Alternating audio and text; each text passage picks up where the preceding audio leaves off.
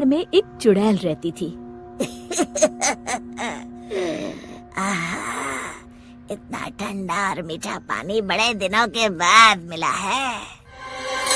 एक दिन चुड़ैल ने सोचा, क्यों ना इस लड़की को दोस्त बनाया जाए। बहुत दिनों से मैंने कोई इंसान नहीं खाया। और वो मीठी की हम उम्र लड़की का रूप बनाकर कुएं पर बैठ गई। क्या नाम है तुम्हारा? मीठी। और तुम्हारा? अम्बी। अम्बी? अम्बी तो खट्टी होती है। तुम मीठी और मैं खट्टी, मतलब मीठी खट्टी। नहीं, मीठी खट्टी नहीं, मीठी अम्बी। दोनों खिलखिलाकर हंसने लगती है। अरे, मुझे तो तुमसे बातें करके बड़ी देर हो गई। और जल्दी से घड़ा लेकर घर के लिए चल दी। थोड़ा सा पानी उसने लीची के पेड़ में भी डाल दिया। चुड़ैल बहुत दिनों से अकेली रह रही थी। उसे मीठी का साथ अच्छा लगा। वैसे मीठी अच्छी लड़की है, क्यों ना इसे अपनी दोस्त बना लूं। ऐसे ही रोज मीठी और अम्बी कुएं पर मिलती और ढेर सारी बातें करती, खूब हंसती, खिलखिलाती। एक दिन, आज तो बड़ी देर हो गई, मीठी पानी लेने नहीं आई। क्यों ना उसके घर जाकर देखूं। ये सोचकर चुड़ैल मीठी के घर पहुंच गई। वहाँ उसने देखा, मीठी, अभी तक तुमने बर्तन नहीं धोए और पानी भी नहीं लाई। बस माँ, खाना खाकर अभी बर्तन धोती हूँ। कब से खा रही हो? जल्दी उठो, बहुत काम है। खाना खाकर मीठी बर्तन धोने लगी। आज मैंने लीची के पेड़ में पानी भी नहीं डाला और न ही अपनी दोस्त से मिल पाई। तभी चुड़ैल ने जादू से पूरे बर्तन 1 मिनट में धो डाले।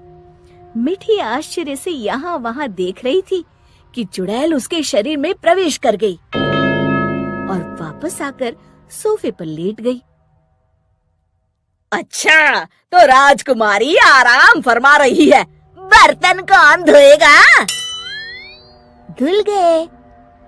रमा को मीठी की आवाज भारी सी लगी। अच्छा, जादू से धोए हैं क्या? हाँ। अब झाड़ू कौन लगाएगा? कपड़े कौन धोएगा? तुम।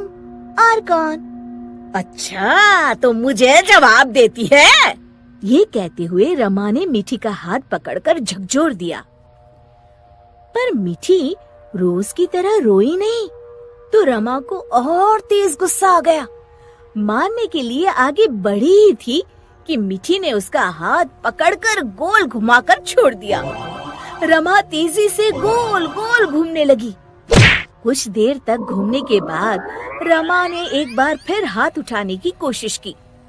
इस बार एक धक्के में रमा घर के चारों कोनों में टकराई और फिर एक कोने में जाकर गिर पड़ी। अब जाकर कपड़े धो। जाती हूँ। वो आराम से सोफे पर ले देखकर डर गई। लगाती हूँ, अभी झाड़ू लगाती हूँ। इतने में मीठी के पिताजी आते हैं। उन्होंने पहले कभी रमा को काम करते हुए नहीं देखा था। रमा, तुम काम क्यों कर रही हो? मीठी कहाँ है? रमा जोर जोर से रोने लगी और उंगली से इशारा किया जहाँ मीठी आराम से लेटी हुई थी। मीठी, मैं क्या देख रहा हूँ? मीठी के पिताजी उसका हाथ पकड़कर उसे उठाते हैं, पर मीठी को देखकर बुरी तरह डर जाते हैं और पीछे हट जाते हैं। ये देखकर मीठी के शरीर में घुसी चुड़ैल जोर जोर से हंसती है।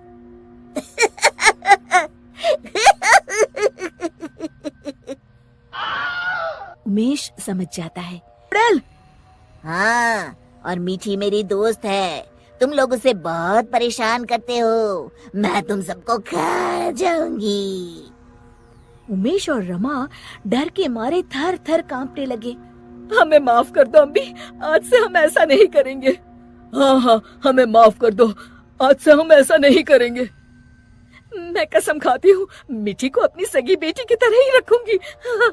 नहीं, तुम सब झूठे हो। अम्बी को बहुत गुस्सा देखकर मीठी बोली, नहीं नहीं अम्बी, तुम मेरी अच्छी दोस्त हो ना, मेरे माँ पिताजी को कुछ मत करो। नहीं, इन्हें सबक मिलना जरूरी है। तुम्हें मेरी कसम। ठीक है, अभी छोड़ देती हूँ, लेकिन जब भी तुम्हें मेरी जरूरत हो मुझे बुलाना, मैं फौरन आ जाऊंगी। और फिर उस दिन के बाद से रमा ने कभी मीठी को तंग नहीं किया। शिक्षा: हमें किसी के भोलेपन या मजबूरी का नाजायज फायदा नहीं उठाना चाहिए। लाला और चंदन, तुम्हारी फसल कैसी चल रही है इस साल? अरे बंधु क्या बताएं, बारिश ने तो परेशान कर रखा है। हमारी सरकार ने किसानों के लिए शहर में एक सेमिनार का आयोजन किया है, जिसमें वो खेतों के बारे में और भी कुछ जानकारी देंगे, तो मुझे लगता है कि हमें वहाँ जाना चाहिए। सरपंच जी, मेरे खेतों में कीड़ों ने परेशान कर दिया है, उसके लिए कुछ जानकारी मिलेगी क्या?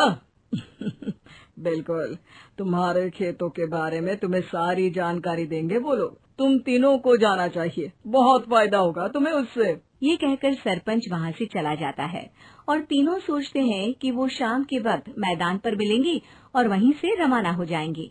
तीनों दोस्त मैदान पर मिलते हैं और जैसे ही निकलना शुरू करते हैं तभी एक बांसुरी की आवाज सुनकर वो भी उसी ओर सम्मोहित स्थिति में चलना शुरू कर देते हैं। कुछ बच्चे हर बार की तरह अपना दोपहर का फुटबॉल का गेम खेल रहे हैं। पकड़ लिया, पकड़ के दिखा मुझे, इतना भी नहीं कर सकता। अच्छा, कितना भागेगा? आखिरकार तो मेरी पकड़ में आ ही जाएगा। हाँ, तुझे पता नहीं तपन, राजन कितनी तेज दौड़ लगा सकता है। खेलते खेलते अचानक से एक बांसुरी की मीठी आवाज सुनाई पड़ती है। सारे बच्चे उसका पीछा करने लगते हैं। शाम हो गई है और बच्चों के घर न आने की वजह से उनकी माँ मैदान में पहुँच जाती है। राजन बेटे, अरे ओ राजन बेटे, किधर चले गए? इतनी देर हो गई, घर वापस क्यों नहीं आए बेटे? तपन बेटा, चलो घर, शाम हो गई है, कितना खेलोगे? और गोलू, ओ गोलू। तीनों की माँ एक दूसरे को देखने लगती है और उन्हें एहसास होता है कि उन तीनों के बेटे घर आए ही नहीं। अरे राजन और गोलू की मम्मी, आप इधर? राजन और गोलू घर नहीं आए क्या अभी तक? नहीं तो दोपहर में राजन मुझे बताकर गया था कि वो तपन और गोलू के साथ खेलने जा रहा है। मैंने सुना है कि गांव में एक चुड़ैल घूम रही है, कहीं वही तो नहीं ले गई ना हमारे बच्चों को? ऐसा कुछ नहीं हुआ होगा, हम तीनों अलग अलग जगह ढूंढते हैं, इधर ही खेल रहे होंगे तीनों बच्चे।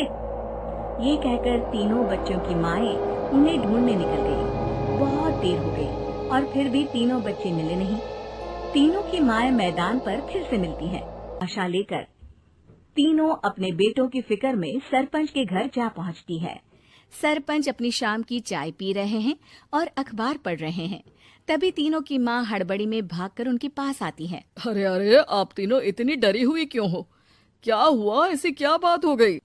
तिवारी जी, हमारे लड़के दोपहर से खेलने गए हैं और अब तक लौटे नहीं हैं। हमने उन्हें सब जगह ढूंढा, लेकिन हमें वो मिले ही नहीं, इसीलिए हम भागकर आपके पास आ गए। अच्छा, इनके पिता कहाँ है? ये कुछ काम के लिए शहर गए हैं, इसीलिए हम भागकर आपके पास आए हैं। हाँ, मैं उसके बारे में भूल ही गया था। एक काम कीजिए, मुझे उस जगह लेकर चलिए जिधर वो आखिरी बार खेल रहे थे। सरपंच घर से एक डंडा लेकर तीनों के साथ मैदान की ओर निकल पड़ते हैं।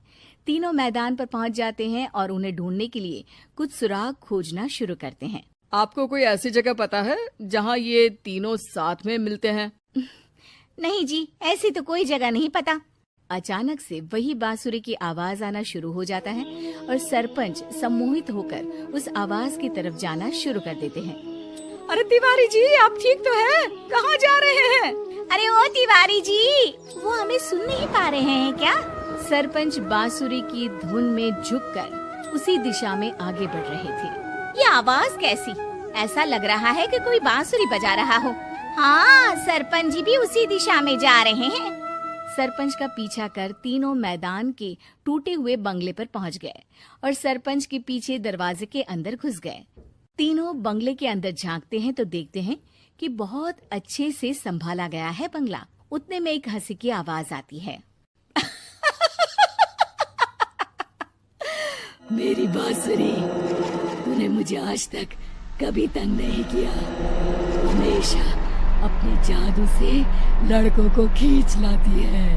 ये बोलते ही राजन की माँ को तीनों बच्चे और उनके पिता वहाँ चुड़ैल के पास लेटे हुए दिखते हैं। अरे वो देखो गोलू के पापा। अरे रे, अरे गोलू की माँ, आप चुप रहिए ना जरा। उस चुड़ैल ने देख लिया तो हम भी फंस जाएंगे। इन्हें बचाएगा कौन? लगता है ये शहर गए ही नहीं और इस चुड़ैल ने इन सबको भी यही बुला लिया है। अब हमें इन्हें छुड़ाना होगा। एक काम करते हैं। राजन की मम्मी गोलू और तपन की मम्मी को एक प्लान बताती है। बिल्कुल सही कह रही हो राजन की मम्मी। चलो आज इस चुड़ैल को मजा चखाते हैं। तीनों माएं अपने छुपने की जगह से बाहर निकलती हैं और एक्टिंग करना शुरू कर देती है। ये तो बढ़िया है। अब इसका असर औरतों पर भी हो रहा है। वाह जी वाह। तीनों माएं चुड़ैल की थोड़ा करीब आती है। राजन और गोलू की माँ चुड़ैल को पकड़ लेते हैं और तपन की माँ बांसुरी हाथ से पकड़कर तोड़ देती है। अरे पागल औरत, ये क्या कर दिया? मेरी बांसुरी को तोड़ दिया। अब मेरी शक्तियाँ खत्म हो जाएगी। तुम्हें तो अरे तुझे क्या लगा चुड़ैल कहीं की हमारे बच्चों को और पतियों को हाथ लगाएगी तू? बांसुरी टूटने की वजह से चुड़ैल खाक होकर गायब हो जाती है और सारे लोगों की आंख खुल जाती है। सब अपने परिवार को लेकर